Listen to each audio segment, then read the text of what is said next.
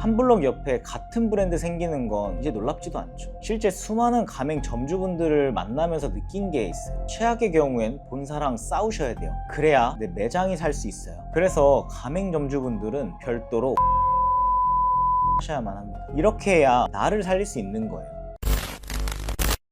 안녕하세요, 매드컴퍼니 이무성 팀장입니다. 예전에는 프랜차이즈 정말 쉽게 접근하시는 분들이 많았는데 최근에는 그렇게 쉽게 보는 사람들은 없죠. 그래서 나름 열심히 찾아보기도 하고 고민도 정말 오랫동안 하시는데, 그럼에도 가맹점 운영이 어려운 이유가 있죠. 정말 이유가 많겠지만 그 대표적인 이유를 하나만 꼽자고 하면은 바로 이 경험이 부족하다는 사실이에요. 제가 한번 쉽게 얘기를 하자면, 나는 메뉴 개발도 하기 어렵고 포장지도 어디서 사야 되는지 모르는 이러한 상황에 놓여 있을 때, 내가 만약에 프랜차이즈를 선택하게 된다면 이러한 부분들을 모두 다 해결해 줄 수 있기 때문에 이 진입 장벽 자체가 내 개인 브랜드보다 훨씬 더 낮을 수 있다는 거죠. 그래서 그런 사람들이 프랜차이즈 가맹점을 선택하게 되면서 안정성을 추구하게 되는 거죠. 이 통계를 보면 프랜차이즈 가맹점 수는 점점 증가를 하고 있습니다. 그런데 오히려 프랜차이즈 가맹점 운영이 개인 매장보다 더 힘들 수도 있습니다. 좀 아이러니하죠. 나는 분명히 좀 더 편하게 운영하려고 프랜차이즈를 선택하게 됐는데 조금 더 어려울 수 있다니까요.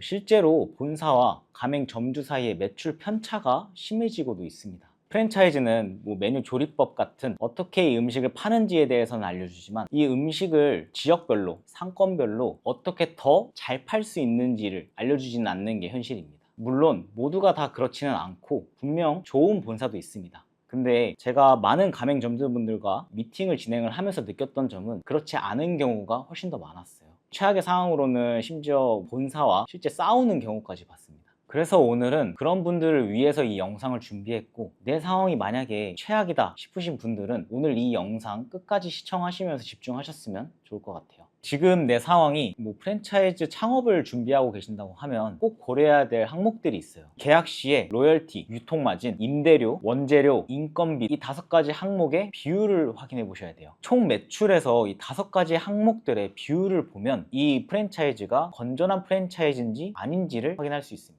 여기에서 진짜 꿀팁은 어떤 데이터를 제공하는지를 꼭 한번 확인해 보셔야 돼요. 이게 내가 지금 확인하고 있는 데이터가 본사나 직영점 거는 아닌지. 왜냐면 본사나 직영점 같은 경우에는 유통 마진이나 그다음 로열티 같은 게 빠져 있을 거에 뻔하잖아요. 근데 우리가 하는 거는 가맹점이죠. 그렇기 때문에 우리는 가맹점에 대한 데이터를 확인하셔야 합니다. 대부분의 본사들이 잘 되는 매장들의 데이터만 보여주려고 할 거예요. 하지만 대표님은 꼭 평균치는 어떤지, 그리고 반대로 안 되는 매장들의 데이터까지 꼭 확인을 하셔야 합니다.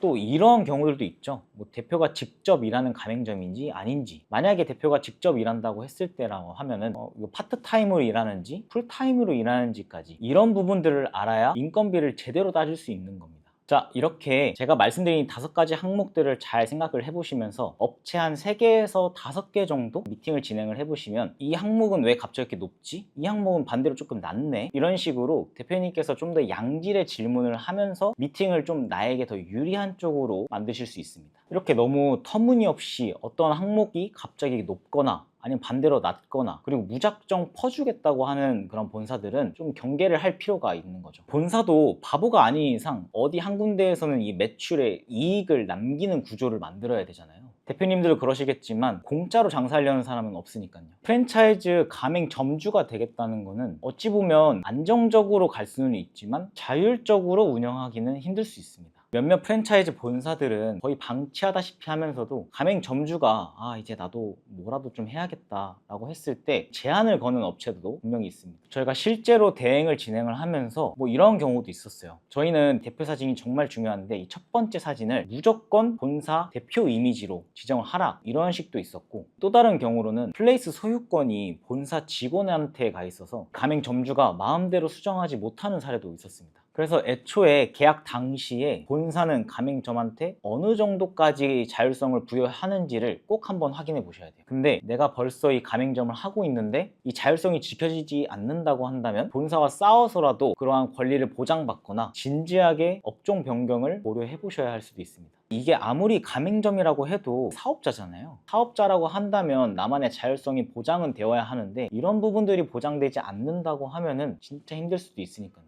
제 대행 경험을 한번 되돌아봤을 때도 프랜차이즈 가맹점이 개인 매장 마케팅하는 것보다 더 힘들더라고요. 자율성이 지켜지지 않을 뿐더러 다른 가맹점과 차별성을 두기가 어렵기 때문입니다. 제가 어떤 경우까지 봤냐면 뭐 자율성도 안 지켜져, 매장 운영도 잘 안 돼. 근데 뭐 어떤 거는 계속 태클을 걸게 되니까 이 가맹점주가 카페에다 글을 올리게 되는 거예요. 이 지점 음식은 정말 맛있는데 이 브랜드는 점바점이 너무 심한 것 같다 라는 식의 글을 올리게 되면서 본사와 싸우는 경우까지 보게 됐습니다. 물론 이런 상황에서 이 본사의 입장도 이해가 가고 가맹점주의 입장도 이해가 갑니다. 따라서 그 누구의 편도 들 수는 없지만 오늘 이 영상은 가맹점주의 입장에서 이야기하는 거기 때문에 최악의 경우에는 본사와 싸울 각오로 임하셔야 할 수도 있다는 겁니다. 자, 그럼 반대로 내가 지금 가맹점주라고 한다면 꼭 알아야 하는 항목들을 한번 소개시켜 드려 볼게요. 첫 번째로는 비판적 사고를 가지셔야 합니다. 이게 어찌 보면 당연할 수도 있는 건데 이걸 지키지 못하는 분들이 훨씬 많습니다. 그래서 예를 한번 들어보자면 본사가 제안하는 일에 대해서 이게 나한테도 이로운 건지 아니면 본사한테만 이로운 건지도 한번 따져보셔야 됩니다. 건강하게 비판을 할 줄도 알아야 된다는 거죠. 반대로 본사가 제안하는 거에 대해서 무작정 거절하거나 부정적으로 바라봐서는 안 됩니다. 당연히 악질 본사가 아니라고 한다면 그 점주들이 잘 되기를 바랄 테니까요. 그래서 이게 함께 좋은 제안인지 아니면 본사만 좋은 제안인지 건강하게 비판하실 수 있어야 합니다. 두 번째는 상황에 따른 마케팅 전략입니다.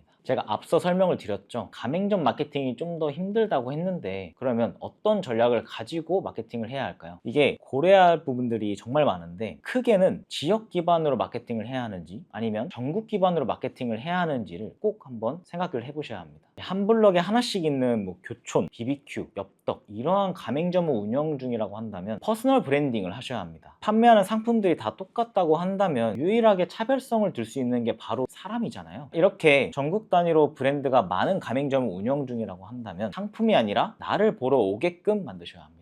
자동차 대리점을 예시로 들자면 이 서비스는 똑같아도 그 사람이 좋다고 한다면 굳이 멀더라도 그 매장을 방문을 하잖아요. 다른 업종도 똑같다라는 거죠. 퍼스널 브랜딩을 정말 부담스러워 하시는 분들이 많은데 이 수단 같은 경우에는 이것도 해보고 저것도 해봤을 때 도저히 나는 해결 방안을 못 찾겠다 라고 했을 때 최후의 수단으로 생각해 주시면 좋을 것 같아요. 근데 만약에 가맹점 수가 많지 않다고 한다면 전국 단위로 마케팅을 하셔도 됩니다. 한 가지 예시를 들자면 웨이팅 200팀까지 있을 정도로 진짜 유명한 칼국수집이 있는데 가맹점을 냈겠죠. 근데 전국적으로 매장 수가 많지는 않아요. 그래서 이 칼국수를 먹으려면 서울 사람들은 양주, 경기도 남부에 사는 사람들은 용인으로 가게 되는 거죠. 양주점 같은 경우에는 서울에 사는 모든 인구들을 내 매장으로 땡겨올 수 있는 거예요. 이럴 땐 전국 기반으로 뭐 인스타라든지 스레드 이렇게 적극적으로 마케팅 활용을 하셔도 되는 겁니다.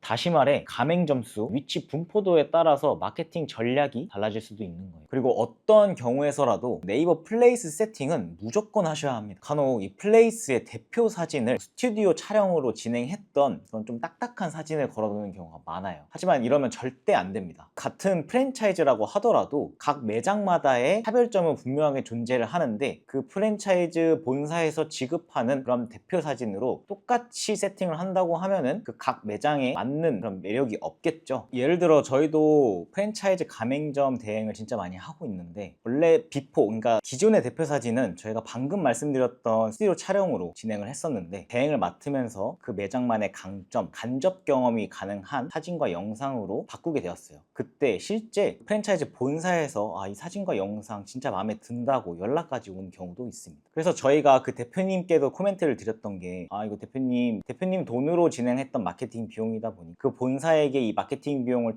청구하시면서 사진과 영상을 공유하는 형식으로 진행하는 건 어떻냐, 이런 식으로도 갑과 을이 아니라 동등한 관계에서 본사와의 협의가 필요하다는 점 저희도 대행을 하면서 많이 느꼈습니다. 제가 오늘 말씀드린 건 모든 프랜차이즈 본사가 이렇게 악질이다 라고 설명드린 건 아니에요. 분명 최고의 프랜차이즈 본사도 있을 겁니다. 제가 오늘 말씀드린 마케팅을 어떻게 진행해야 되는지에 대해서 자세하게 설명드렸잖아요. 이 부분 참고하셔서 충분히 대표님께서 직접 마케팅 센스를 발휘하신다고 하면은 이후에는 프랜차이즈 가맹점뿐만 아니라 대표님의 생각과 마인드가 담긴 개인 매장까지 시작할 수 있는 계기가 되지 않을까 싶습니다. 최악의 경우라도 해결할 수 있는 방안은 분명히 존재한다고 생각을 합니다. 본사 탓만 하기보단 이 본사를 선택한 것도 결국에는 대표님이시잖아요. 그래서 내가 잘 몰랐구나, 이런 부분들도 있구나 라는 식으로 이런 위기들을 기회 삼아서 성장해 나갈 수 있는 발판으로 마련했으면 더 좋을 것 같습니다. 오늘 영상 유익하셨나요? 만족하셨다면 좋아요와 구독 한번 부탁드리고요. 모든 프랜차이즈 가맹점주분들 그리고 그분들을 위해서 열심히 일하시는 선한 본사 이 모든 분들을 응원합니다. 감사합니다.